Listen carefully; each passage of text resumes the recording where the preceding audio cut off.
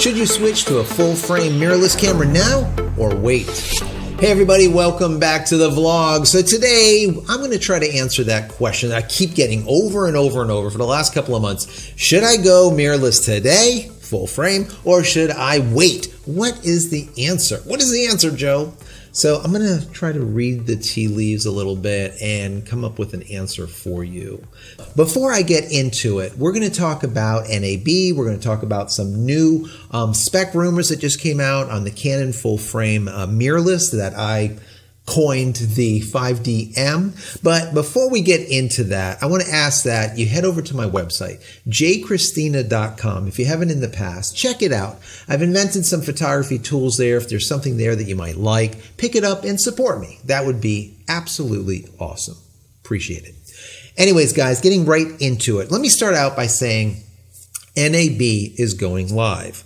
That is in Las Vegas between April 7th and I believe the 12th. Why does it matter? Why should we care? Now, it is a massive show. Is it photo only centric? No, it's not like a PPE or a Photokina or a WPPI or a CP Plus or whatever. It is not. But what it is a massive tech type show that caters to media. All right. All the people that are making money in media. That could be gaming. It could be video. It could be, film stuff, whatever it is, but they cater to that group. Now, by so doing, all of the big players are there. That is Nikon, Canon, Sony, all of them. Everybody is there. They have a big presence, massive presence. So there's a lot of rumors and there's a lot of leaks and there's a lot of announcements that lead up to it. And something came out today. Canon came out with a report just before now NAB going live that they came out with a 120 megapixel sensor. All right, that is massive. They also came out with a 100 FPS sensor that will shoot 1080p in basically blackness, extremely low light. Now, are these sensors that are going to be going live in our cameras? No, they're more commercial grade, but it just shows the path. Also, they're coming out, or they've come out with a 5 megapixel sensor that has a global shutter. Now, it's only 2 1/3 inch, so it's a small sensor, but it's capturing 5 million pixels with a global shutter. What does that mean? That means that it's a global shutter and it captures frame by frame by frame. It's capturing all 5 million pixels at one time. Our current shutter, our current CMOS that we're using, or even Canon or Sony or whoever, it scans the sensor. So when you take a picture, it scans across the sensor and it captures that frame. Does it scan fast? Yeah, it scans fast. It scans at, let's say, 24 frames per second. It scans at 60 frames per second, but it's still slow. It's not capturing the entire essence in one shot. Why is it important? I've said to you guys in the past, and I'll say it again, global shutter is what will make DSLRs go the way of the dinosaur. Once we can capture electronically full sensors, all those millions of pixels at one time, we no longer need that shutter in there any longer. All right? So I like to see that Canon is going down that line. Now we say, well, it's only 5 megapixels, Joe. What are you going to do with that? Well, let me just show you something. This right here is my Canon 1D. This is my first professional body. Now this thing is massive. It weighs like, I don't even know, like 3 pounds it feels. I mean, look at the battery in this thing. I mean, the battery is like almost a pound.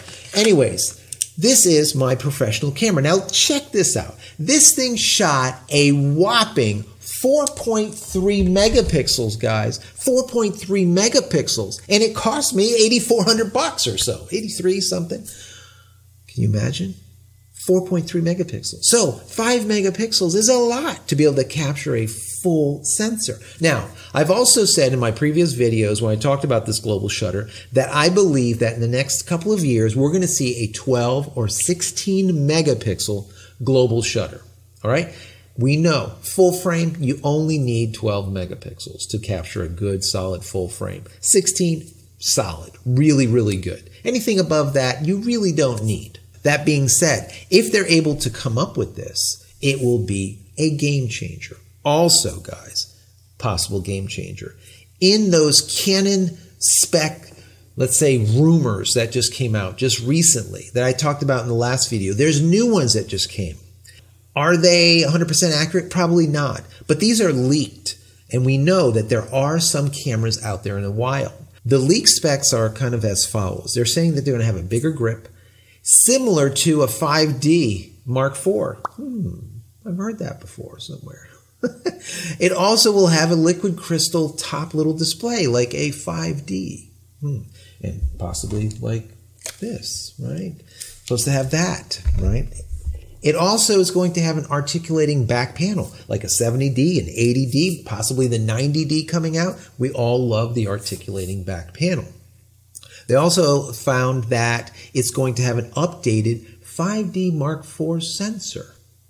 Interesting. Very interesting. It's supposed to shoot silent all the way up to 16,000th of a second. Of course it should. It's electronic shutter. 10 frames per second. It's going to have the Mark IV 5Ds, 61 AF points is what they're saying as far as these leaked specs. Dual SD cards. They don't know if it's going to have a UHS 1 and a UHS 2, or if they're going to go full out and do two UHS 2 high-speed cards like everyone should be. Why they don't, I don't want to get into that. That's a whole nother story. Also, 4K, guys. 4K. Now, we know that 4K gets flubbed up by Canon all the time. They'll do 4K and they'll do it at 24 frames per second. They'll do 4K and they'll come up with a crazy codec. They'll do 4K and they'll only allow... 4K is like the Achilles heel of Canon. They never put a good 4K into the mix. They never do. Well, this time, supposedly it's going to do 4K at 60 frames per second. And it's going to do 1080p at 120 frames per second for slow-mo. Wow. Wow. This is what we've been all asking for, right? This is exactly what we've been asking for. Now, very important, the mount.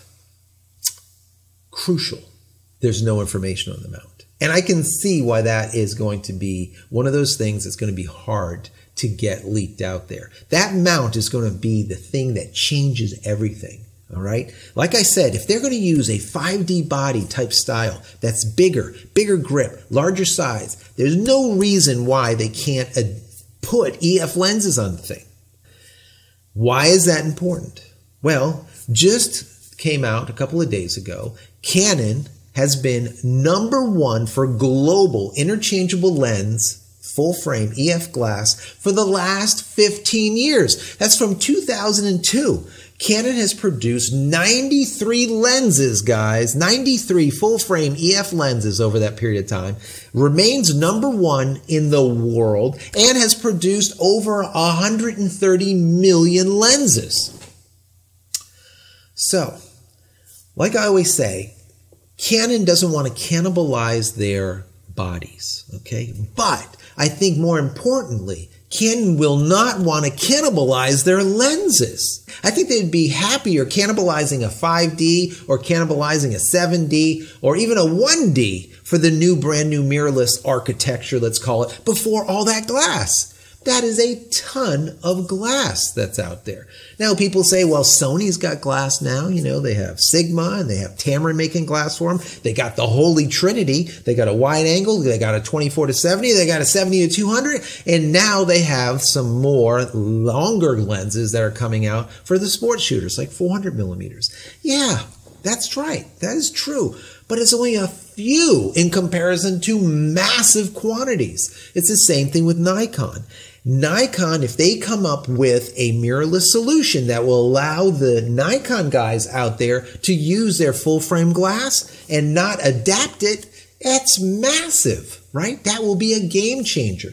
No one wants adapted glass. Now, I hear the MC11 by Sigma does a really good job at adapting glass over to Sony. I hear that the Metabones is still not so good, as I have reviewed many moons ago, probably about 1.5 years, 2 years ago. When I reviewed the Sony cameras, the A7 S2 and the A7 R2, Metabones just fell short.